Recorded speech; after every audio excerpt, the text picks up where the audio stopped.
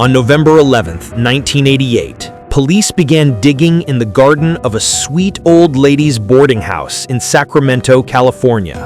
What they found buried in the carefully tended flower beds would shock the nation. 7 bodies, all tenants who had mysteriously moved away. And the grandmother running this house of horrors.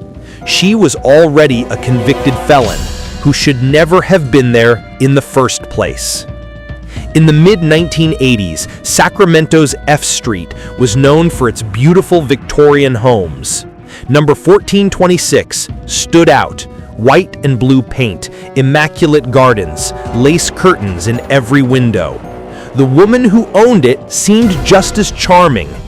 Dorothea Puente was in her late 50s, always impeccably dressed, with white hair and a grandmotherly smile. She attended church regularly. She cooked elaborate meals for her tenants.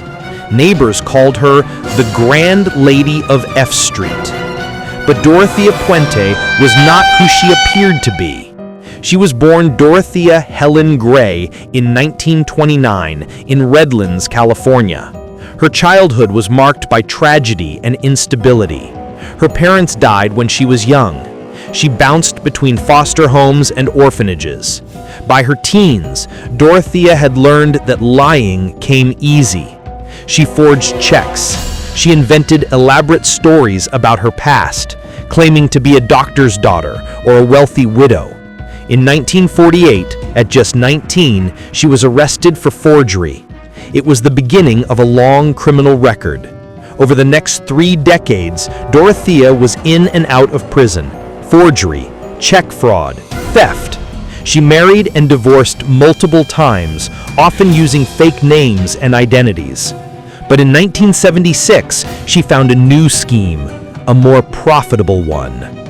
Dorothea realized that Sacramento had thousands of vulnerable people, the elderly, the disabled, alcoholics, drug addicts, people on government assistance who had nowhere to go. She opened a boarding house and targeted these people specifically. She would visit homeless shelters, bars, and social services offices, presenting herself as a kind woman who wanted to help. She offered cheap rooms, home-cooked meals, and a clean place to stay. To her tenants, she seemed like a godsend. But there was a catch. Dorothea insisted on managing their finances. She told them she would handle their Social Security checks and disability payments to make sure rent was paid and they had money for necessities. Desperate and grateful, many agreed. In 1978, she was caught drugging and robbing her tenants. She'd slip pills into their drinks, then steal their valuables while they were unconscious. She served 3 years in prison.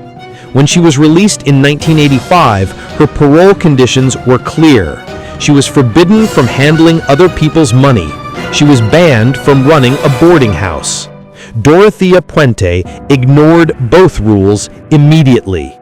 By 1986, Dorothea was back in business at 1426 F Street. She had a full house, elderly and disabled tenants who signed over their checks to her. But something had changed. Dorothea was no longer content with just stealing. She had discovered something more sinister and more permanent. If a tenant died, their checks would keep coming for months, sometimes years, before the government noticed.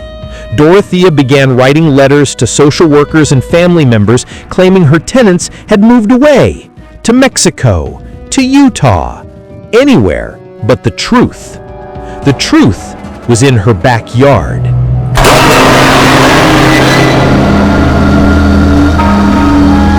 Her first confirmed victim was Everson Gilmoth, a 77-year-old retiree she had befriended. In November 1985, she told people he had moved to his daughter's home. His body was later found stuffed in a wooden box near the Sacramento River, wrapped in plastic and secured with duct tape. He had been drugged with codeine and Tylenol, then suffocated. Dorothea continued cashing his checks for months. Over the next 3 years, more tenants disappeared. Dorothy Miller, 64, vanished in 1987. Benjamin Fink, gone. Leona Carpenter, disappeared. James Gallup, missing. Vera Faye Martin, nowhere to be found. Betty Palmer, 78, last seen at the boarding house. Alvaro Bert Montoya, a mentally disabled man whose social worker grew suspicious when he missed appointments. That last name, Bert Montoya, would be Dorothea's undoing. On November 11, 1988, Sacramento police received a call from a social worker named Judy Moise. She was worried about Bert Montoya. He hadn't been seen in weeks, and Dorothea's explanations kept changing. Detective Charbonneira arrived at 1426 F Street with a search warrant. Dorothea answered the door with her trademark smile. She was calm, polite. She invited them in for coffee. She told Charbonneira that Bert had moved away. She didn't know where. She seemed concerned and cooperative. But Charbonneira noticed something. The garden was immaculate, almost too perfect. The soil looked recently disturbed in several places. He asked if they could dig. Dorothea hesitated, then agreed. Within hours, they found the first body, then a second, then a third. Word spread quickly. News cameras arrived. Neighbors gathered on the street in shock. The sweet grandmother who baked cookies and went to church was a serial killer. Over the next several days, police unearthed 7 bodies from Dorothea's garden. All had been drugged with prescription medications, mainly Dalmane and codeine, then suffocated or poisoned. Most were wrapped in plastic or cloth. Some were buried just 3 feet deep beneath her prize-winning roses and vegetables. But when police turned to arrest Dorothea, she was gone. While police dug up her garden on November 11th, Dorothea had calmly asked a detective if she could walk to a nearby hotel for coffee. Incredibly, he said yes. She never came back.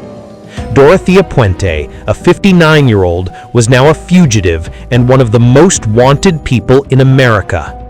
Police tracked her movements.